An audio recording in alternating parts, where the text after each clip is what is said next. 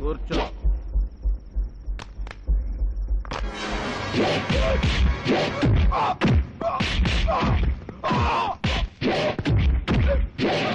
బచ్చాగాడిని చంపడానికి ఎంతసేపు చేస్తానంటే బచ్చాగాడని కట్టాడు మొన్న ఇచ్చాడుగా కిస్కా. గురుగారు వాళ్ళ పని కానిచ్చేలో మనం పని కానిద్దామా? ఏంటది? తాగితే వద్దామా? డబ్బులు ఇవ్వట్లేదు. ఏదో బానే ఉందండి. అంతేనంటావా? అయితే పదండి.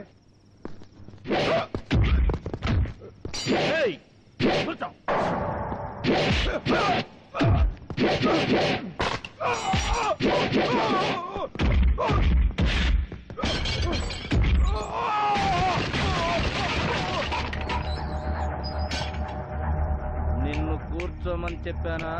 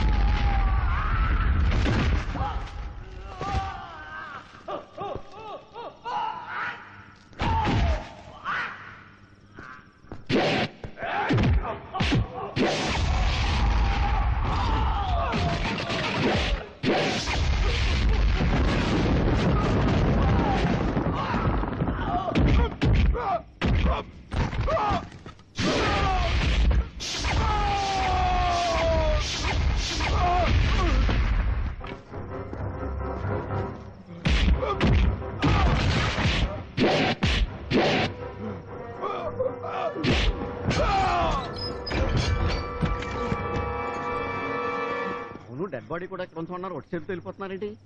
పైగా కుట్టుకురాలాగా పరుగులేంటి? అరే బయట గొళ్ళం కూడా పెట్టారు. ఏంట్రా లోపల ఉన్నాడు. ఎవరు? మన మొగుడు. అయ్యి బాబాయ్, అయిపోయావు. వాడితో మన పేపర్ క్లాస్. ఈ లోపలికి ఎప్పుడు వెళ్ళాడు? ఏమో మన టీ తాగడానికి వెళ్ళినప్పుడు వెళ్ళాడేమో. మిమ్మల్ని లోపలికి రండి రా.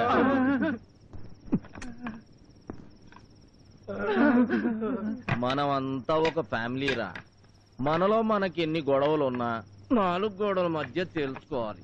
అలా కాకుండా రోడ్డును పడ్డామనుకో మన పరువే పోతుంది. అంచేత ఎక్కువ టైం వేస్ట్ చేయకుండా మర్యాదగా లోపలికి వచ్చేయండి. వస్తే మీరు పడతారు సార్. అది ఎలాగూ తప్పదు కానీ వచ్చేయండి. మీరు వస్తారా నన్ను రమ్మంటారా? వస్తాను. ఆ తలుపేసారా? అలాగే సార్. అందరూ టోపీలు తీసి ఆ టేబుల్ మీద పెట్టండి. చొక్కాలు ఇప్పేయండి.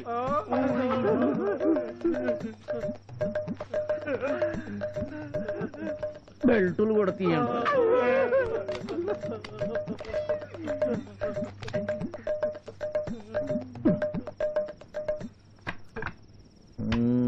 సార్ దాంతో కొడితే గట్టిగా తగులుతుంది సార్. తగలాలనే కదరా కొట్టేది. ఏరా ఎస్ఐ, రోజు నీ పెళ్ళాన్ని ఎవడ పక్కలో కన్నా పంపే డ్యూటీకి వస్తున్నావా సార్? ఏ పౌరుషం పొడుచుకొచ్చిందా? ఈ పౌరుషం సిన్సియారిటీ డ్యూటీలో చూపించరా దొంగ నా కొడక. రై, నీలాంటి లుత్యాలు డిపార్ట్మెంట్ లో ఉండబట్టేనా పోలీసుల్ని పసుపు నీళ్లు జల్లి గౌరవించాల్సిన జనం పేడ నీళ్లు కొట్టి చీ కొడుతున్నారు. నీ కళ్ల ముందే బయటోడొచ్చి మన కస్టడీలో ఉన్న వాడి మీద చెయ్యేస్తే నీ శోభనం గదిలో నువ్వు పక్కన కూర్చొని ఇంకొకటి చేత కార్యం చేయించినట్టారా? సార్ నన్ను వదిలేయండి. అసలే health problem. Kidney trouble. Kidney ఉండేది అక్కడ కాదురా. వెధవ కిడ్నీ పోతే ఇంకొకటి స్పేరుగా కొనుక్కోవచ్చు. కావాలంటే నేనిస్తా. కానీ మీలాంటి వాళ్ళ వల్ల చట్టానికే ప్రాబ్లం రా. వాడు చచ్చుంటే మీ ప్రాణాలు ఇచ్చుండేవాళ్ళ? చెప్పండి.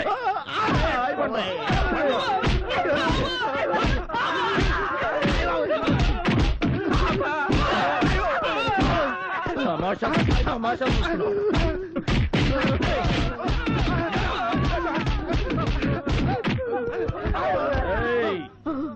ఇలాంటి పొరపాటు మళ్ళీ జరిగిందో ప్రాణాలు తీసేస్తా. రేపు ఉదయం నేను స్టేషన్కి వచ్చేసరికి ఆ గోడ తలుపులు టోటల్ ఫర్నిచర్ ముందు ఎలాగున్నాయో సేమ్ టు సేమ్ అలాగే ఉండాలి. అర్థమైంది? గుడ్. లేచి యూనిఫామ్ వేసుకోండి.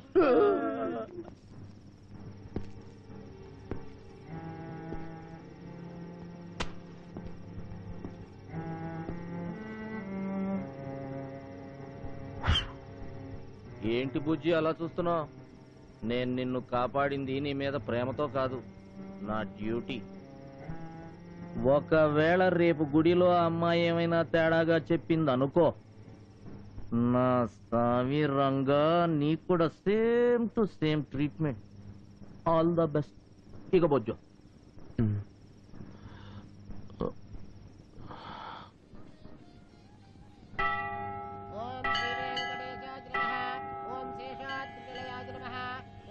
गोचराय नमः। ओम विष्णवे नमः। ओम सतञ्जनगिरीशाय नमः। ओम वृषाद्रिपतये नमः। ओम मेरुपुत्रगिरीशाय नमः। ओम सरस्वामी तटेजुषे नमः। ओम कुमाराकल्पसेव्याय नमः। ओम वज्रवृक्षयाय नमः। प्रियकान्ताय कल्याणनिधये निधयेऽर्थिनाम् श्रीवेङ्कटनिवासाय श्रीनिवासाय मङ्गलम्। साम्राज्यं भौज्यं स्वाराज्यं वैराज्यं पारमेश्यं राज्यं महाराज्यमाधिपत्यमयम्। మధు ఇలా రా.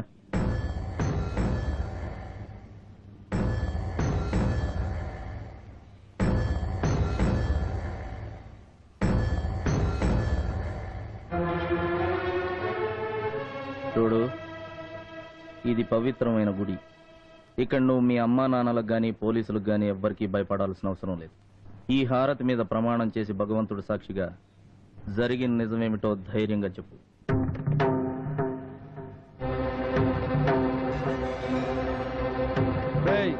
రేపు నా కూతురు వాడితో సంబంధానికి నీళ్ళు వదిలేదాకా దీన్ని హాస్పిటల్ తీసుకెళ్లడం కాదు కదా, పచ్చి మంచినీళ్ళు కూడా ఇవ్వడానికి వీల్లేదు.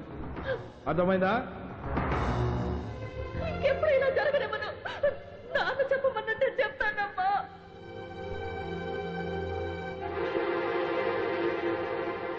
ఈ అగ్ని సాక్షిగా, మా అమ్మా నాన్నల సాక్షిగా, ఆ భగవంతుడి సాక్షిగా నేను నిజమే చెప్తాను. సీనుకి నాకు సంబంధం ఉంది. ఇతనే నా మెళ్ళో తాళి కట్టిన భర్త.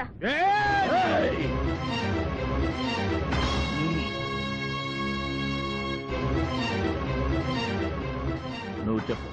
మేమిద్దరం మనస్ఫూర్తిగా ప్రేమించుకున్నది నిజం. మా వాడిని చంపేస్తామంటే పారిపోయి అగ్ని సాక్షిగా పెళ్లి చేసుకున్నది నిజం. మమ్మల్ని పశువుల్లాగా విడదీసి నాకు వేరే పెళ్లి చేయడానికి ప్రయత్నం చేసింది నిజం. సీను పేరుని నా చేతి మీద పచ్చబొట్టు పొడిపించుకుంటే దాన్ని మా బాబాయిలు కసాయి వాళ్ళలాగా కత్తితో కోసి చేర్పింది నిజం. చూడండి, సీను నా మెళ్ళో కట్టిన తాడిని బలవంతంగా వీళ్ళు తెప్పితే పట్ట మచ్చ చూడండి. మా నాన్న నా మనసు విరిచేయడానికి నా తల్లిని కొట్టి క్రూరంగా హింసించి చంపేస్తారని బెదిరించింది నిజం. నేను ఇక్కడ నిజం చెప్పినందుకు మా అమ్మ చంపేస్తారు సార్. మా నాన్న, మా అమ్మని మీరే కాపాడాలి సార్. నాకు నా భర్తకి రక్షణ ఇప్పించండి ప్లీజ్. సార్, ఏమిటి సార్ ఇదంతా? నాకేం అర్థం కావట్లేదు. ఈ అమ్మాయికి ఏమైనా పిచ్చా? నోటికొచ్చినట్టు వెర్రివాగుడు బాగుతుంది.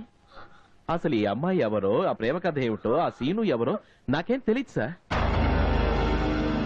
నా పేరు శ్రీనివాస్ ప్రసాద్ అండి. ఏంట్రా నువ్వు మాట్లాడేది? నిజం సార్, ఈ అమ్మాయితో నాకు పరిచయం లేదు. అసలు ఈ అమ్మాయిని ఇంత క్రితం ఎప్పుడు నేను చూడలేదు సార్.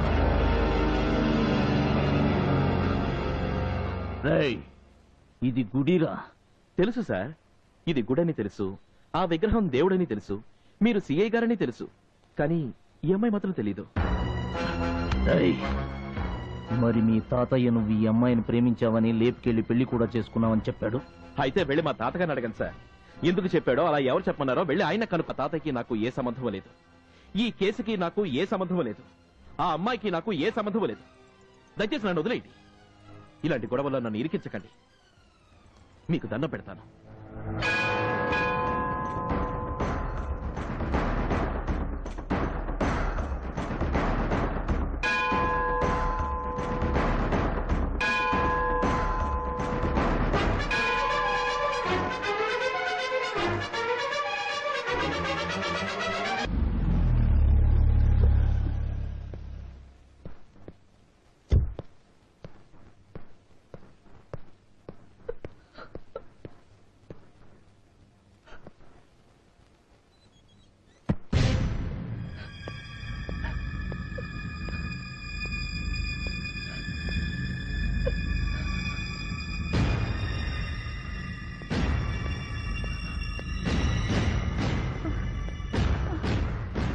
నువ్వు దేవతవు పార్వతి. పూజించాల్సిన నిన్ను గొడ్డును బాదినట్టు బాధాను. నీ పట్ల రాక్షసుడిలా ప్రవర్తించాను. ఈ నీచుని క్షమించు పార్వతి, క్షమించు. అవి మాట్లాడి. అవును పార్వతి, కూతురు కాలేజ్ అని వంక పెట్టుకుని వాడెవరితోనో తిరుగుతుంటే ప్రేమంటూ చివరికి లేచిపోయేదాకొస్తే అది నువ్వు తప్పించిన క్రమశిక్షణ అనుకుని నిన్ను కొట్టాను. అది అడ్డదారి తొక్కుతుంటే దానికి ఆ దారి నువ్వే చూపించావని అపార్థం చేసుకున్నాను.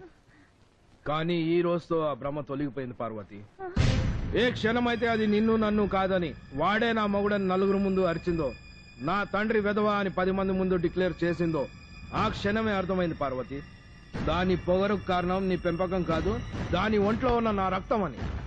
ఒసేయ్, ఇంతకాలం గాలిపటం లాంటి నిన్ను చూసి గుడిగోపురం అనుకుని నమ్మానే.